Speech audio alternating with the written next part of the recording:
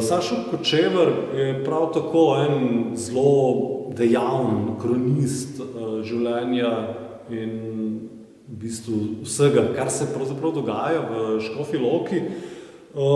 Njegov način dela bi lahko pravzaprav označili kot recimo na eni strani piktorialističnega oziroma impresionističnega. Namreč Kočevar ne hodi v daljne kraje, da bi jo tam prinesel eksotične motive, njega preprosto zanima njegova neposredna okolica. Zanimajo ga prostori, ki jih že dovolj dobro pozna in na katerih v teh prostorih lahko tudi predvidi nekako čim bolj optimalno izdelavo fotografije. Skratka, zanimajo ga svetlobni pogoji, zanimajo ga vremenski pogoji in v bistvu čas v dnevu in zaradi tega, podobno kot impresionist, v bistvu dostikrat določen motiv mogoče tudi ponovi. Zdaj, zanimivo je seveda, da je ta piktorialistična fotografija v Sloveniji ostala prisotna vse do današnjih dni.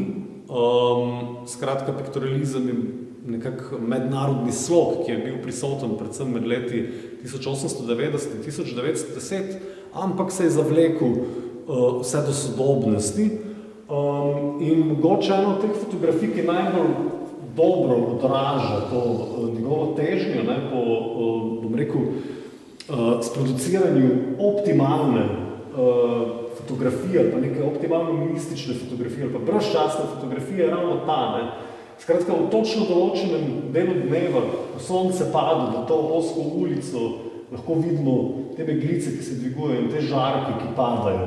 Skratka, čeprav je na nek način Sašo Kočevar lovec na podobe, po drugi strani zelo dobro načrtuje vnaprej, katere motive in na kakšen način bi jih želel posneti. In dejstvo, da je večina njegovih fotografij črno-belih, samo potrjuje k temu. Kočevar namreč po produkciji sodeč želi, da bi njegove fotografije delovale brezčasno. In črno-bela fotografija je ta, ki mogoče v eni meri malo izniči ta prostor in čas, ki določa ta neko fotografijo. In pri motivu, kot je ta, ker imamo samo silhuete ljudi in pravzaprav neko precej staro arhitekturo, gledalec pravzaprav ne more čisto dobro vedeti, kdaj je bila ta fotografija posneta. Ali je bilo to predvčerajšnjem, ali je bilo to v 70-ih, ali je bilo to v 30-ih.